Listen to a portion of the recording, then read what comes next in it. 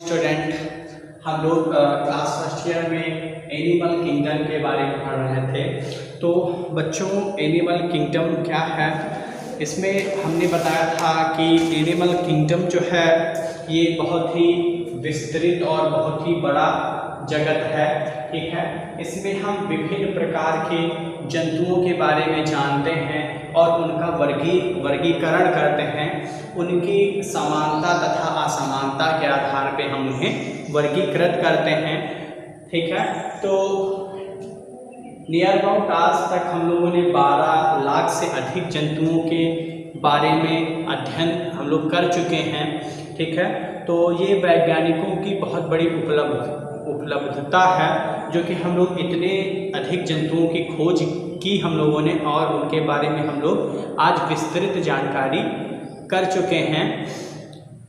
तो ये जो है इसके बारे में 2-3 लेक्चर जो है पहले भी हो चुके हैं। तो आज हम लोग जान लेते हैं कि ये सिमेट्री क्या होती है, सममिति क्या होती है। तो बच्चों, सिमेट्री जो है मुख्यतः 3 प्रकार की होती है: रेडियल सिमेट्री, बाइलेटरल सिमेट्री और एसिमेट्रिकल। 3 प्रकार की होती है। तो यूँ कह लें कि किसी भी त्रिविमीय वस्तु की तरह त्रिविमीय जंतुओं का भी शरीर विभिन्न प्रकार की सममिति प्रदर्शित करता है और इसके आधार पे हम लोग सिमेट्री कितने प्रकार की होती है, 3 प्रकार की होती हैं। पहला है रेडियल सिमेट्री। ठीक है, तो पहला रेडियल सिमेट्री, फिर दूसरा बाइलेटरल सिमेट्री और तीसरा असिमेट्रिकल है। ठीक है, तो बच्चों अब हम देखते हैं कि ये है क्या चीज़ ना, ये कैसे, मतलब इनके बारे में क्या चीज़ है, ये है क्या। तो आगे बढ़ते हैं। तो बच्चों अब हम लोग देखेंगे कि रेडियल सिमेट्री क्या है, अर्थात इसे कहते हैं अरीय सममिति। ठीक है, अरीय सममिति ठीक कहते हैं। तो इसमें क्या है होगा, जब जंतुओं को उसके मध्य तल अक्ष से गुजरती रेखा से किसी भी तल पे काटने पर, ठीक है, काटने पर जब 2 समान भागों में यदि कोई जंतु क्या है बट जाता है तो क्या कहलाता है, तब वो क्या कहलाएगी, रेडियल सिमेट्री या अरीय सममिति कहलाएगी। हमने क्या बताया, जब किसी भी जंतु को उसके मध्य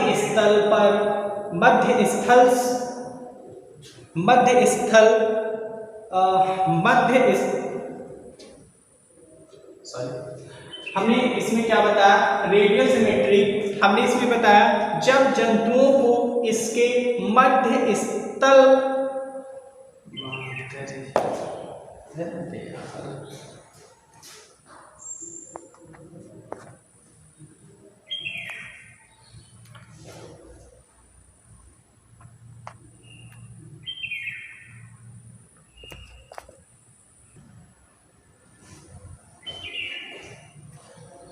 तो बच्चों हम लोग देखते हैं कि जो रेडियल सिमेट्री है वो क्या है। तो बच्चों, जब जंतुओं को उसके मध्य लंब अक्ष से गुजरती रेखा से किसी भी तल पे काटा जाए और वो जो जंतु है या वो जो वस्तु है वो 2 समान भागों में बट जाए तो ऐसी सिमेट्री को हम क्या कहते हैं, रेडियल सिमेट्री या अरीय सममिति कहते हैं।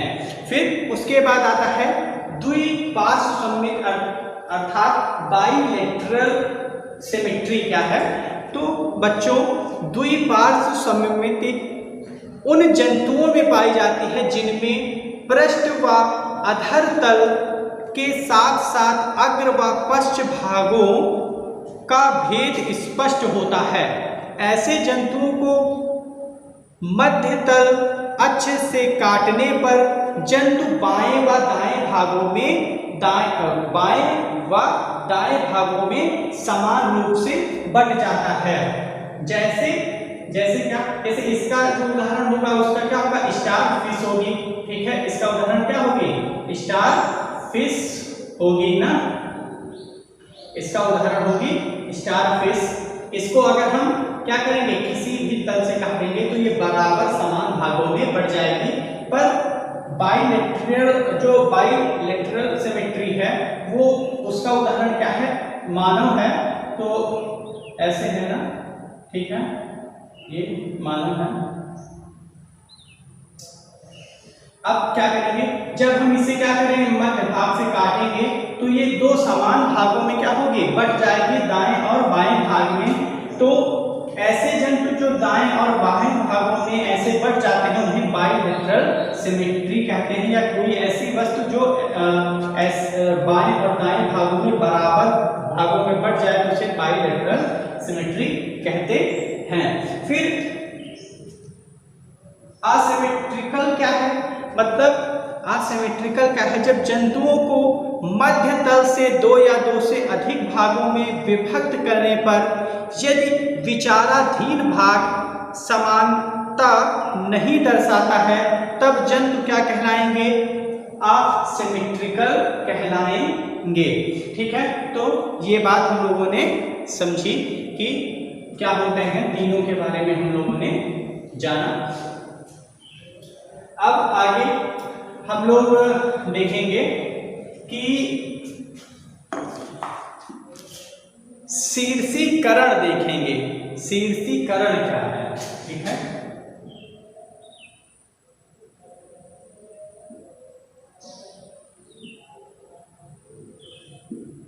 ठीक है, शीर्षीकरण के बारे में हम लोग देखेंगे। तो बच्चों शीर्षीकरण ये क्या है, अस्थि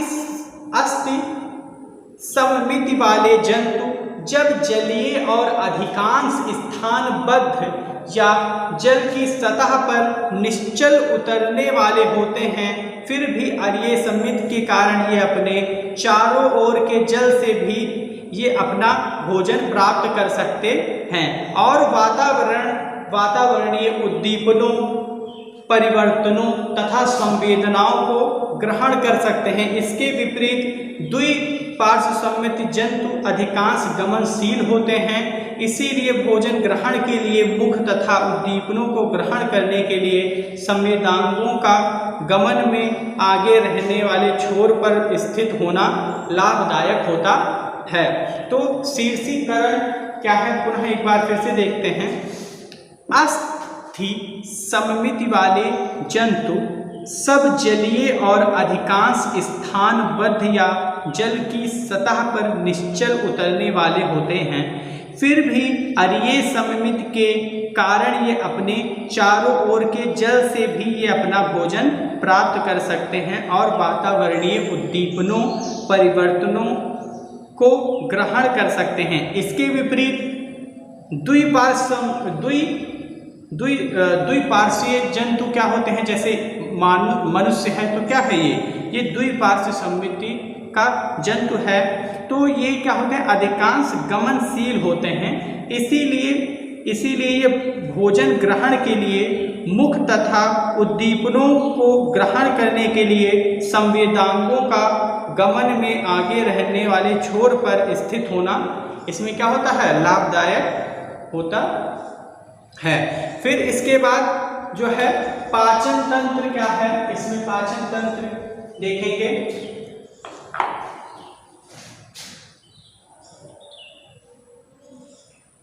पाचन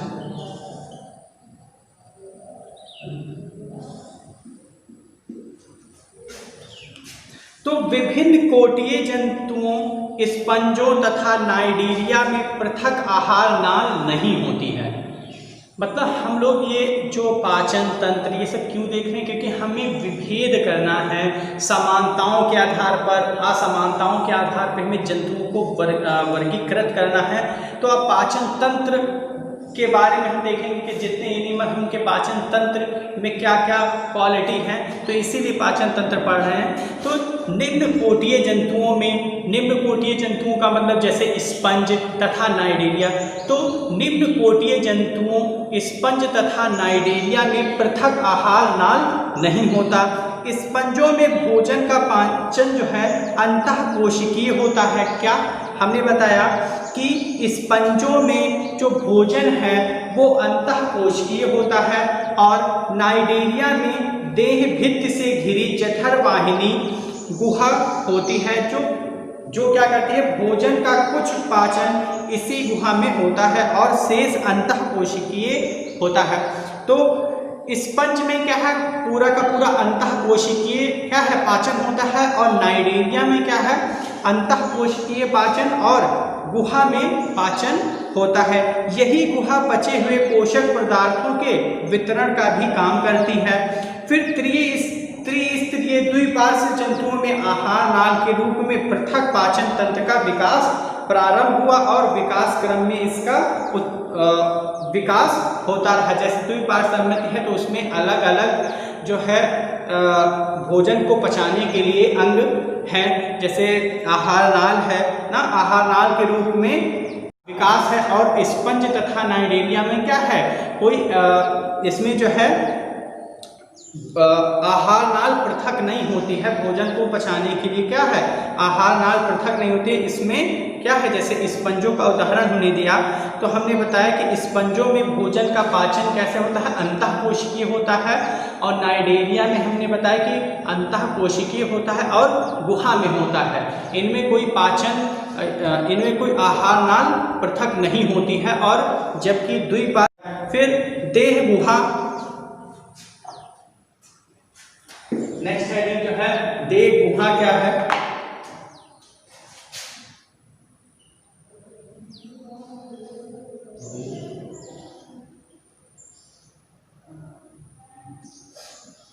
ठीक है, देह गुहा। तो त्रिस्तरीय जंतुओं में देह गुहा भित्ति तथा आहार नाल के बीच तरल से भरी देह गुहा का विकास भी जंतुओं में विकासीय प्रवृत्ति का लक्षण है। ठीक है, क्या बताया, देह गुहा जो हेडिंग थी उसमें क्या था, उसमें था कि जिनका 3 स्तरीय जंतुओं, मतलब त्रिस्तरीय जंतुओं में देह गुहा भित्ति तथा आहार नाल के बीच तरल से भरी देह गुहा का विकास भी जंतुओं में विकासीय प्रवृत्ति का लक्षण है। तो बच्चों आज के लिए इतना ही, आगे नेक्स्ट वीडियो।